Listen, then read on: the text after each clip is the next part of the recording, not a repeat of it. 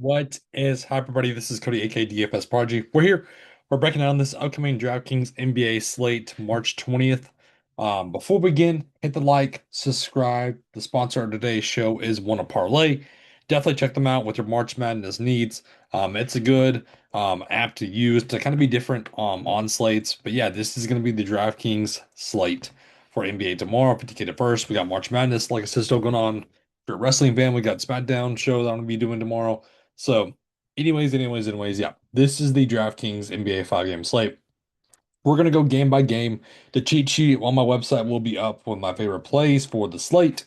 Again, I'm trying to get some NBA stuff out. The NFL is ramping up slowly but surely. I can't wait for the NFL to be here. It's gonna be electric. But anyways, yeah. Let's break down this 5 game slate. So we got one team on the back-to-back, which is the Detroit Pistons getting the win over the Washington Wizards, which Cade Cunningham is going to be out for this game, or sorry, for out for that game, which we'll talk about in a little bit. But yeah, first game up on the slate is the Knicks at the Brooklyn Nets.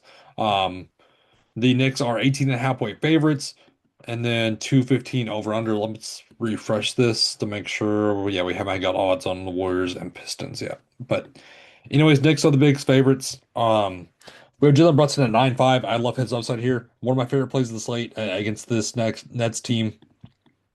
Um, I certainly will be looking at him. This is a good matchup for Karl Anthony Towns.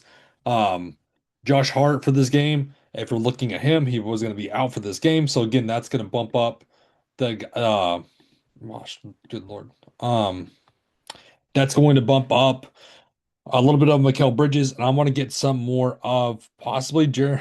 I want to get the Jeremy Sokan so bad. Um, I really want to get to him. Maybe he would get the bump up, but the main guys I'll look at was Clarkson and Shamet that would get the bump up. I like both of those guys. They're both going to be in my player pool for you to certainly look at. I'm liking a lot of this Knicks team. On the Nets side, um, no MPJ, no Noah Clowney, and then Ben Sharif and Zaire Williams are both questionable. Not a lot I really want to get to this team. They're all cheap though. The likelihood of Chancey Johnson, I mean, he's going to be thrown into the player pool. He's certainly going to be someone you want to look at.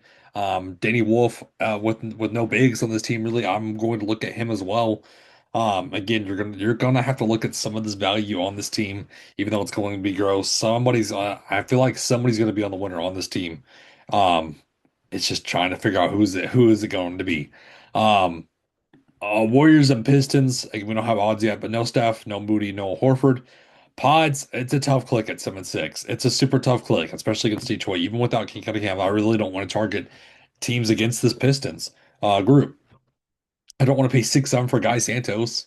I really don't. I mean, maybe I would get some Porzingis. I'll throw him in the player pool um, in this upside matchup for him as a big. But again, there's just not a ton I really want to get to. Maybe some of Gary Payton. It's super up and down though. Um, I want to get to some Melton. I mean, if you're buying into the inconsistency, that's the thing. You're buying into the unknown with this team, especially with Steve Kerr. Goodness. On the Detroit side, no Kate Cunningham and no Stewart. I'm liking a lot of this team. If we look at the box score tonight, again, a lot of guys played minutes, of course, but still, the guy Ron Holland off the bench, I like. I like Holder off the bench. I like Levert off the bench.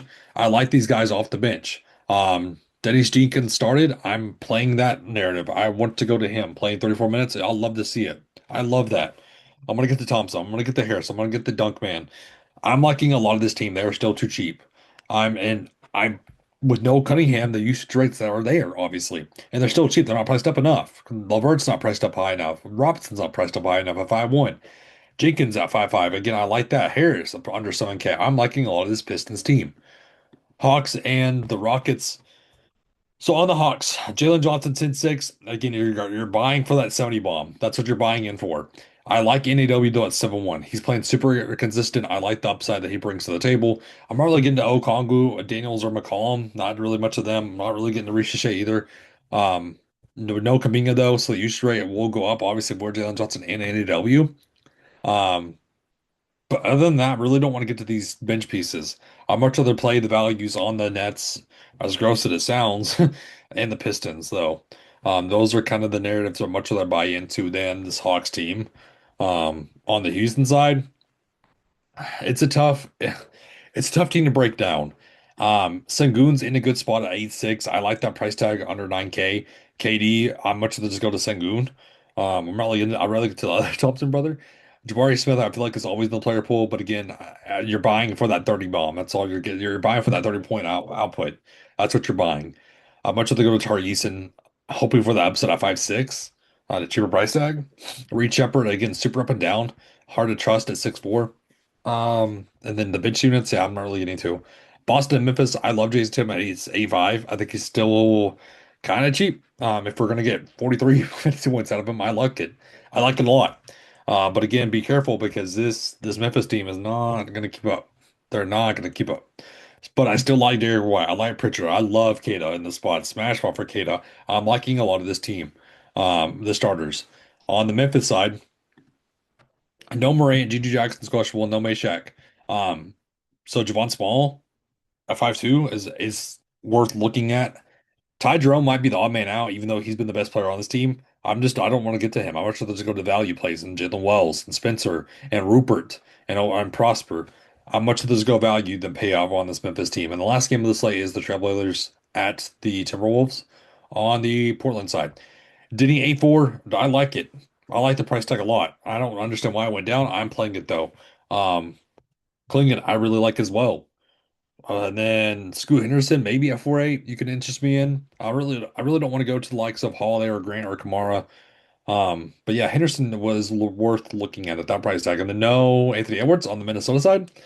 So, or fire this team up. Fire up Bones Highland. I love his upside. Fire up DiVincenzo. Fire up McDaniels. DeSumo.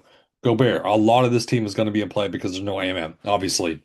So you're going to have to look at, um, yeah. So like I said, with Ant-Man being out, will be reevaluated in 1 to 2 weeks. So that's big news, obviously. So again, we look at this past 2 games, 47-41. Let's go to the sumo. Bought 50 bomb. Again, you're gonna have to get to some of this team. DiVincenzo went off. I love that at 26 finishing points. I'll take that any day of the week. I'll take Bones Highland 24, 34. I love that. I mean, I know I'm box score watching, but you're gonna have to get to some of this team.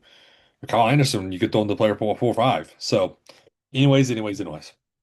That breaks down this slate for us. Let's go again. Thank you all so much for tuning in. Hope it's a great semester, everybody. Have a good one.